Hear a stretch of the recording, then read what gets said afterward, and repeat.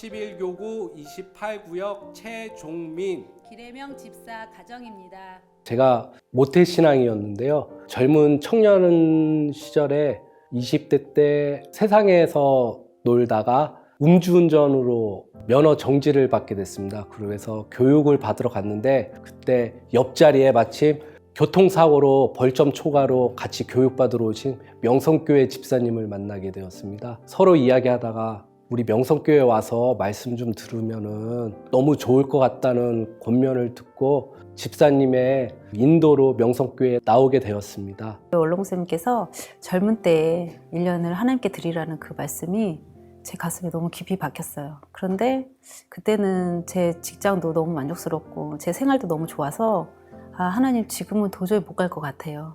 제가 만일 30이 넘어서까지 결혼을 못하면 그때는 제가 가겠습니다라는 그런 핑계를 댔던 것 같아요. 근데 정말 하나님께서 저를 32살이 될 때까지 결혼을 못하게 하시더라고요.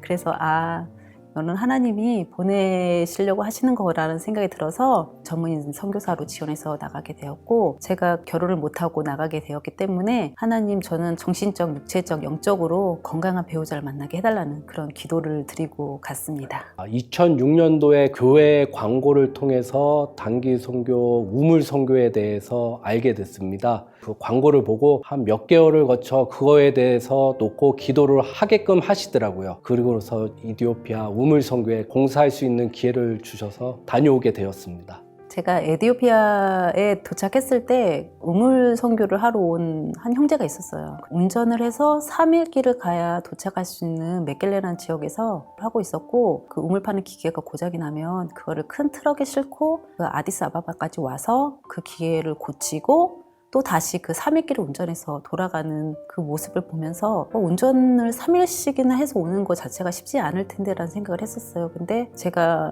그쪽 지역을 같이 가게 됐는데 길이 너무 험한 거예요. 어떤 안전장치나 표지판도 전혀 없고 자칫 잘못하면 차가 전복될 수 있는 그런 위험하고 험한 길이더라고요. 근데 그 형제는 항상 그거를 기쁨으로 감당을 하더라고요. 대부분 대학생이거나 아니면 대학을 갓 졸업하고서 온 봉사자들이 많았었는데 나이가 비슷한 와이프가 있어가지고 자연스럽게 만나게 되었고, 하나님께서 여기서 배우자도 주시려고 보내셨구나라는 생각을 갖게 되었습니다. 제가 택배업을 하고 있는데요. 대형 화물에 실려있는 택배 물건이 떨어져서 얼굴에 가격하게 되면서 정신을 잃었고, 이제 병원에서 깨어났었는데 그 병원에서는 엑스레이를 촬영한 결과 큰 병원으로 가보는 것이 좋겠다고 하여 큰 병원을 수소문했지만은 받아주는 곳이 없었습니다. 얼굴을 봤는데 정말 얼굴을 못 알아볼 정도로 심하게 부어서 이 상태는 정말 도저히 안 되겠다 싶어서 응급실을 갔어요. 얼굴에 안면골절과 광대뼈가 함몰이 됐으니 당장 수술을 해야 되는데 그 당시에 의사 파업이 있어가지고 도저히 수술을 해줄 수 없다 그렇게 얘기를 하면서 돌려보냈어요. 일일이 다 전화를 걸렸는데 딱 한 군데에서 진료를 봐주겠다. 지금 당장 올 수 있냐라고 얘기를 하더라고요. 그래서 갔더니 수술하게 되면 8시간의 시간이 걸리고 수술을 하던 어떻게 하던 80% 정도밖에 돌아오지 않을 거다. 수술보다는 자연적으로 그냥 붓는 거를 바라는 게 더 나을 것 같다라고 말씀을 하셨어요. 그래서 교구 목사님께 전화로 기도를 받았고 교구 부장님들하고 같이 매일 정해진 시간에 기도를 해주셨는데 정말 하나님의 은혜로 그 모든 뼈들이 정말 잘 붙었고 이제 완전하게 회복되어서